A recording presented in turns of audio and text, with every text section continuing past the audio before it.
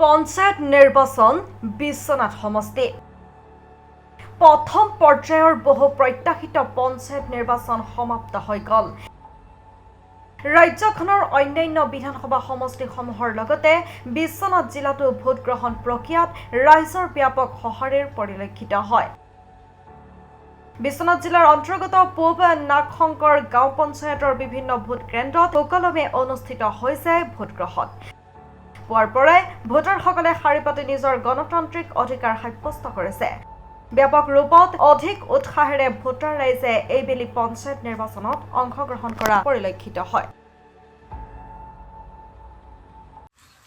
পোনপ্ৰথমে মই আপোনালোকৰ চেনেলৰ জৰিয়তে সমগ্ৰ অসমবাসী ৰাইজক আন্তৰিকতা জ্ঞাপন কৰিছোঁ।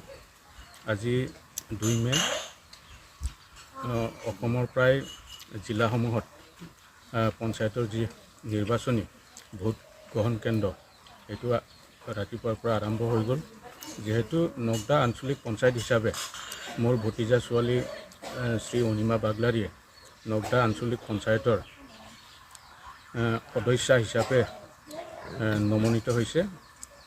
আজি যিটো দেখিছোঁ ভাৰত চৰকাৰ তথা অসম চৰকাৰৰ যিহেতু বিজেপি চৰকাৰ হিচাপে আমাৰ নগদা পঞ্চায়ততো বিজেপি চৰকাৰক ৰাইজে আঁকোৱালি লৈছে। তাৰ পৰিৱৰ্তে যিহেতু আমাৰ ভতিজা অনিমা বাগলাৰীয়ে জিকাটো 100% সত্য। এগেইনষ্টত কংগ্ৰেছ এটা আছে, মই তেখেতকো ধন্যবাদ জনাইছোঁ। কিন্তু নগদা আঞ্চলিক পঞ্চায়ত হিচাপত তেখেতসকলেও যাতে কংগ্ৰেছৰ এটা নামটো ৰাখিছে আৰু কিন্তু প্ৰভাৱ তেনেকৈ নাই। আমাৰ জিকাটো 100%।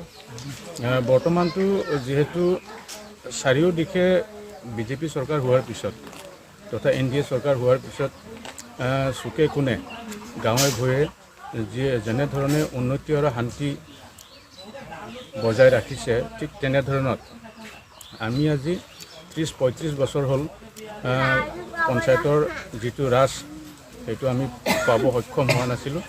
কিন্তু আজি 2025ত আমি নতুনকৈ নগদা পঞ্চায়ত হিচাপে পাবলৈ আমি সক্ষম হৈছোঁ। তেনে ক্ষেত্ৰত কিন্তু এই নগদা পঞ্চায়তৰ ৰাইজে কিন্তু আঁকোৱালি লৈছে NDA চৰকাৰ হিচাপে। আৰু সেই হিচাপে মোটামুটি যিমানখিনি প্ৰতিনিধিয়ে বিজেপি চৰকাৰ হৈ প্ৰতিদ্বন্দ্বিতা কৰিছে সকলোৱে কিন্তু জিকাটো খাটাং। হয়, আমাৰ মনাই জয়সিদ্ধি হাইস্কুলত এটা চেণ্টাৰ আছে।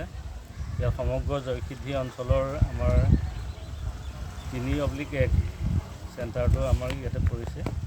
ইয়াত ভোটদান সম্পূৰ্ণভাৱে হৈ আছে। এতিয়াও যথেষ্ট ভোটাৰৰ সঁহাৰি আমি পাইছোঁ। ভোটদান শান্তিপূৰ্ণভাৱে আমাৰ চলি আছে এতিয়া আৰু চলি থাকিব। ৰাইজৰ সহযোগিতা পূৰ্ণ সহযোগিতা। ভোট আমাৰ 955 জন আছে এটা চেণ্টাৰে। আৰু এটা 1 নং ৱাৰ্ডৰ এটা আমাৰ ইয়াত পৰিছে, তেওঁলোকৰ 230টা ভোট আছে। সেইখিনিও ভোট সাব্যস্ত কৰি হৈ গৈছে। ইয়াতে সমস্যা এটা হ'ল আমাৰ যিটো মনাই জয়সিদ্ধি হাইস্কুলৰ চেণ্টাৰ, সেই চেণ্টাৰটোত আমাৰ সম্পূৰ্ণ ভোটাৰ আছিলে 964 জন, কিন্তু এতিয়া চেণ্টাৰত দেখুৱাইছে 955 জন। তাৰে আমাৰ প্ৰায় 15-16 জন ভোটাৰ ঘূৰি যাবলগীয়া হ'ল। ভোটদান সাব্যস্ত কৰিব নোৱাৰি। ভোটাৰ লিষ্টত এতিয়া ৰিচেণ্টখনত নাম নাই, কিন্তু তেওঁলোকক এছেম্বলিখন বা আগৰ পঞ্চায়তৰ বা ৰিচেণ্ট 24 চনৰ ভোটাৰ লিষ্টখনতো আমি তেওঁলোকৰ নাম পাইছিলোঁ, ভোট দি আহিছিলে এইটো আগতে। কিন্তু তেওঁলোকক এতিয়া কোনো চেণ্টাৰতে তেওঁলোকৰ ভোট নাই। আমাৰ ইয়াৰ পৰা এতিয়া ভোটদান কৰিবলৈ আহি ঘূৰি গুচি গৈছে।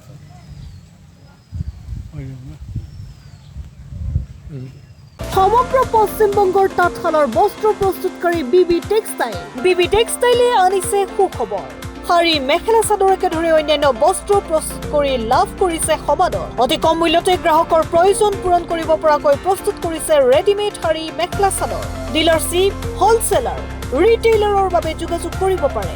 যোগাযোগৰ নম্বৰ 9434158715 নাইবা 9333192498 নম্বৰত।